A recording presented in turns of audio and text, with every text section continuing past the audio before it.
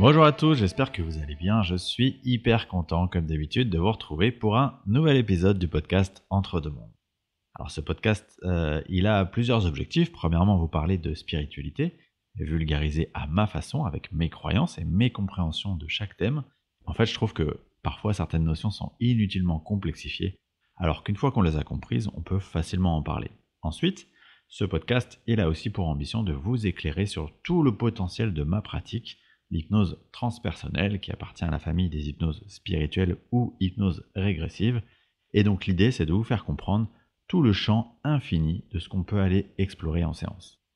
Et donc aujourd'hui, à travers cet épisode, je vais vous parler d'un sujet que les énergéticiens connaissent normalement sur le bout des doigts, les chakras.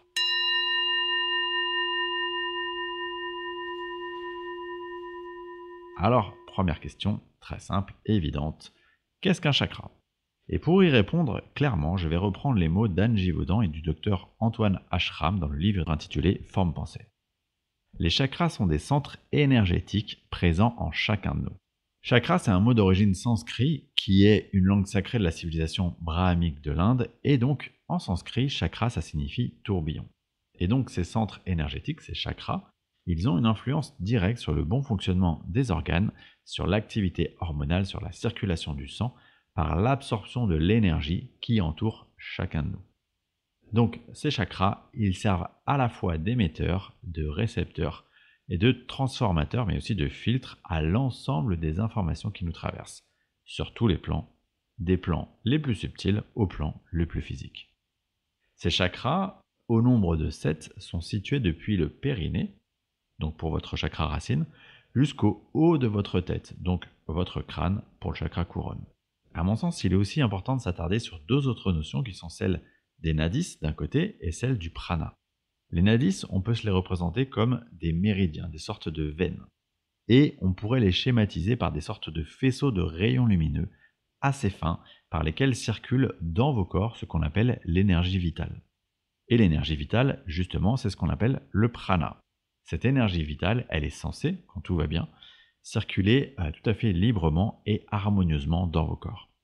Revenons donc aux chakras. Je vous ai dit juste avant qu'il y en avait 7. Et en fait, pour être précis, il y en a 7 principaux. Et chacun correspond à une zone du corps, mais pas que. Parce que chaque chakra, il est relié à un panel d'émotions. Et je vais vous les détailler dans un instant. Mais avant, je voudrais vous parler de l'équilibre de ces chakras. Parce qu'en gros, il y a à peu près 3 possibilités.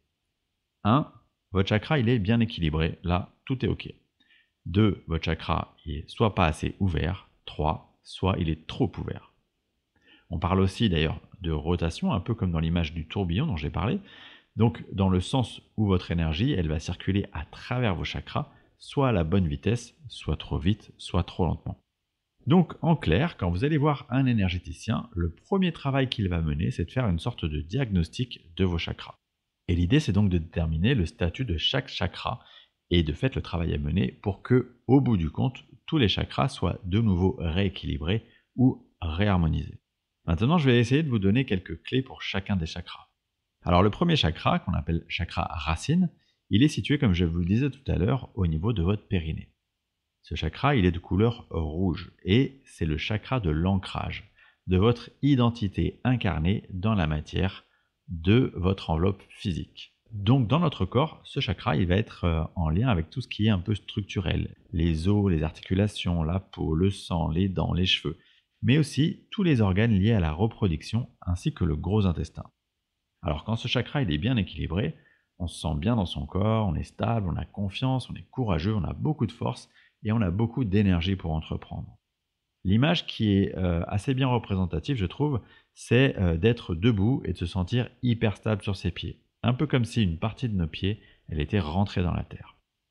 Quand par contre ce chakra il est déséquilibré, alors on peut observer des problèmes physiques et psychiques liés à tout ce qui est votre identité, typiquement des problèmes d'ordre sexuel, ou alors une tendance à fuir la réalité, à l'instabilité, de la fatigue, de l'hyperactivité, du manque de confiance en soi, etc., etc. Le second chakra, qu'on appelle chakra sacré, il est situé juste au-dessous du nombril.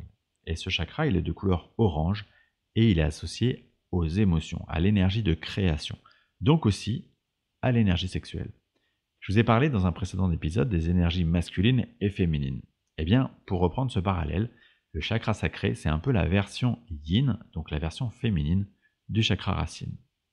Ce chakra, il est hyper complémentaire avec le premier chakra et il peut d'autant mieux s'exprimer si le chakra racine, il est équilibré. Quand le chakra sacré est équilibré, eh bien, il permet un maximum d'intuition et de fluidité dans le rapport aux autres et le rapport à nos émotions. Il va nous donner de l'énergie de se connecter à nos ressentis, à nos désirs, à nos passions, à ce qui nous plaît. Quand par contre il est déséquilibré, alors il y aura des problèmes liés au besoin d'être aimé, au besoin d'affection. On manque d'amour pour soi en premier lieu, on manque de confiance en soi, on a des problèmes relationnels, ça peut être de la froideur d'ailleurs, ce qui peut aussi se refléter dans l'énergie sexuelle. Comme le chakra sacré il est source d'énergie de création, eh bien quand il est déséquilibré, il peut soit nous mener à un excès incontrôlé d'énergie, soit à l'inverse, un manque d'énergie, une énergie un peu léthargique. Le troisième chakra, c'est celui du plexus solaire. Et il est situé juste sous le diaphragme, à la hauteur de l'estomac. Et ce chakra, il est représenté par la couleur jaune. Ce chakra, c'est le centre de toutes les énergies. C'est le centre de votre pouvoir personnel, de votre volonté. Il est aussi lié à l'ego, à la manière dont on se voit et dont on se représente, et donc dont on rayonne sur le monde qui nous entoure. Grâce à ce chakra, on peut percevoir les pensées et les émotions des autres et éventuellement puiser de l'énergie, consciemment ou non, chez les gens avec lesquels on entre en contact. Quand ce chakra il est équilibré, il nous permet de véritablement incarner l'être que nous sommes, de rayonner notre plein potentiel. On a cet amour de soi qui nous permet de donner de l'amour aux autres, et en cela, évidemment, il va ouvrir le prochain chakra, celui du cœur. Quand par contre il est déséquilibré, eh bien à l'inverse, ça va nous empêcher de nous déployer. On ne va pas se sentir légitime, on va se sentir pas capable. On a donc dans ce cas-là beaucoup de peurs, des peurs notamment du jugement, du regard de l'autre, d'être critiqué, d'être rejeté, ridiculisé, ou encore d'être abandonné. Le quatrième chakra, vous l'aurez compris, c'est celui du cœur, qui est représenté par un magnifique vert émeraude. Alors, pas besoin de vous expliquer que ce chakra, il est lié à l'amour de soi, à l'amour de l'autre. Se connecter à son cœur, c'est se connecter à qui on est vraiment en tant qu'âme, à notre identité profonde. C'est donc dans ce chakra cœur qu'on vient épuiser cet amour inconditionnel, cette capacité à accepter l'autre tel qu'il est, à lâcher prise aussi sur les événements de notre incarnation sur Terre. Quand il est équilibré, ce chakra, on ressent vraiment cette force en nous, cette compassion, cette empathie, mais aussi on est capable de s'émerveiller de tout ce qui est. On comprend à quel point toute cette partition, elle est juste. Pour moi, ce chakra, il est aussi très intimement lié à l'enfant intérieur. Celui qui veut jouer, celui qui veut être dans la joie, celui qui aime l'autre sans le juger. Quand le chakra cœur il est déséquilibré, par contre, alors forcément, on va retomber dans les travers de la peur, du manque d'amour de soi, qui nous empêche de projeter cet amour sur les autres et qui nous amène plutôt à les juger qu'à les comprendre. Évidemment, ça va pouvoir engendrer de la tristesse, de la solitude, de l'aigreur ou encore de l'insécurité. Le cinquième chakra, c'est celui de la gorge, et lui, il est représenté par la couleur bleue. Alors, c'est très simple à comprendre, hein. Il concerne tout ce qui doit être exprimé, tout ce qui doit être verbalisé, mais aussi tout ce qui doit être reçu, c'est-à-dire à écouter, à entendre ce qu'on nous dit. C'est toute la sphère ORL. Donc, quand il est équilibré, ça va nous aider à savoir nous exprimer sans faux semblant, en étant sincère, en étant juste, mais aussi à pouvoir écouter activement les autres, avec le cœur. Quand il est déséquilibré, par contre, ça va nous amener à être arrogant, à être autosatisfait, dans une posture égotique où je parle mais je m'entends parler. Également, être dans la manipulation. A l'inverse, on peut aussi être dans l'excès de timidité ou d'émotions ressenties qui sont non verbalisées ou de sentiments qu'on a du mal à identifier et donc du mal à verbaliser. Une sorte de pudeur excessive qui va nous renfermer sur nous-mêmes. Alors le sixième chakra, c'est celui qu'on appelle le troisième œil. Et ce troisième œil, il est situé au milieu du front. Il est associé à la couleur violette. Et ce chakra, on l'appelle troisième œil parce que c'est celui qui voit ce que les deux autres ne voient pas. Lui, il a accès à l'intuition. C'est le siège de tous les processus de prise de conscience. C'est celui qui fait le pont entre notre conscience supérieure, c'est-à-dire la partie de notre âme qui est toujours sur les plans célestes, celle que moi j'appelle l'architecte de notre incarnation, parce que c'est celle qui a dessiné tous les plans, et notre ego, c'est-à-dire notre personnalité incarnée, celui qui joue son rôle dans la pièce de théâtre. Ouvrir son troisième œil, c'est donc accéder à cette conscience de la réalité multidimensionnelle de notre être, c'est s'ouvrir à soi en plus grand. Donc quand il est équilibré, on est bien relié à notre intuition, on sait naturellement nous orienter vers les bons choix ou vers les bonnes personnes. On avance évidemment avec confiance puisqu'on a compris que la mort, ça n'est qu'une transition vers un autre état de conscience, et logiquement, on est plus spirituel dans notre relation à la matière et dans notre relation aux autres personnes. Alors quand il est déséquilibré, on tombe dans le piège de l'ego, de l'identification à l'ego, de l'identification donc au personnage de la pièce de théâtre. Et donc, dans ce cas-là, on est résolument matérialiste et on refuse toute logique spirituelle. Enfin, le dernier chakra, c'est celui qu'on appelle coronal, le chakra couronne. Il est situé au-dessus du crâne, à l'emplacement de la fontanelle, et il est représenté par la couleur blanche. Alors pour bien comprendre le rôle de ce chakra, on peut l'opposer en quelque sorte au chakra racine, dans le sens où il est à notre connexion au monde subtil, ce que notre chakra racine est à notre connexion au monde terrestre, au monde matériel. C'est donc la partie de notre énergie qui est toujours reliée à la source, à notre origine réelle, et donc à l'unité. C'est donc le siège de la conscience pure, celle qui sait. Quand ce chakra il commence à s'ouvrir, on est logiquement attiré par les enseignements spirituels, les enseignements mystiques. On acquiert une compréhension de ce qui est à l'intérieur de nous et progressivement également donc des vérités universelles. Ce chakra il est rarement ouvert de manière naturelle, c'est-à-dire que son ouverture elle va se réaliser parallèlement à l'éveil spirituel. Quand il est complètement fermé, les personnes elles vont parfois avoir du mal à trouver un sens à la vie, tout en ayant également beaucoup de peur liée à la mort, ce qui va pouvoir provoquer des états dépressifs. Voilà, alors j'ai essayé de vous faire un condensé du condensé de la signification de chaque chakra. J'aurais pu vous parler du lien des chakras avec les corps subtils ou encore du lien des chakras avec chaque organe et même aussi de la manière dont vous pouvez vous-même travailler sur l'équilibrage de vos chakras au quotidien. J'en parlerai d'ailleurs certainement dans un prochain épisode. En attendant, pour illustrer cet épisode, je vais vous diffuser un extrait d'une séance d'exploration que j'ai menée avec quelqu'un qui s'appelle Gérald Bretenoux. Et durant cette séance d'exploration, eh bien, on a commencé à parler d'énergie et rapidement, on a obtenu des informations sur les chakras et sur leur rôle dans le corps d'un être incarné.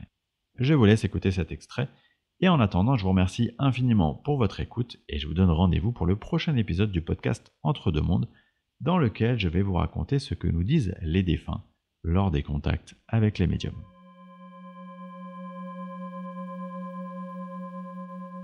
Enfin, comment est-ce que cette énergie, elle circule à travers notamment ce qu'on appelle les chakras? Alors, comment ça fonctionne tout ça? Mais par exemple, là, il me montre le chakra du plexus solaire. Mhm. Et en fait, ça fait comme un vortex, un tourbillon. Ok. Ça tourne. Et ça apporte du mouvement et donc de la friction. Et je vois que l'énergie, les particules qu'il y a ambiantes autour de l'être, de cet être humain, ça passe dans le dos et va vers devant. Donc quand ça circule comme ça, voilà, comme ça circule avec voilà, ils sont en train de me montrer. Donc par exemple le plexus, là, comme ça tourne, il y a des particules qui sont captées par ce chakra Mhm.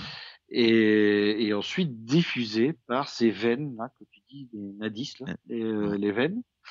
Et de ces veines là, ça vient alimenter les autres parties du corps en fait.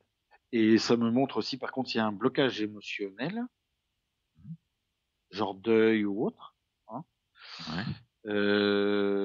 Ça bloque le chakra et en fait cette énergie n'est plus diffusée dans le corps. Elle n'est plus captée et elle n'est plus diffusée. Est-ce qu'on pourrait du C'est coup utiliser la métaphore d'une sorte de robinet? En fait, chaque chakra est une sorte de robinet qui est plus ou moins ouvert, et en fonction de quand il est ouvert, bah, c'est que tout se passe bien et que l'énergie peut circuler, et que quand il y a des blocages, effectivement, tu parlais de blocage émotionnel, eh bien, c'est comme si ça activait la fermeture de ce robinet et empêchait la circulation d'énergie. Ça serait ça. Ouais. Ouais. Et je vois que là, ce qu'il me montre en fonction des différents chakras, parce que là, il me montre le plexus, mais maintenant, il me montre le couronne, il ne capte pas les mêmes particules, en fait. Il y a des particules plus élevées en fréquence. Ouais. C'est ni moins bien ni mieux, hein. C'est pas Oui, ça. oui, Hein. oui. C'est C'est des juste que la d'autres fréquence, fréquences. voilà, c'est ça, c'est tout. Et ça capte d'autres fréquences par le chakra couronne que les fréquences du plexus. Le but, c'est de trouver, j'entends le mot équilibre avec tous les chakras en fait.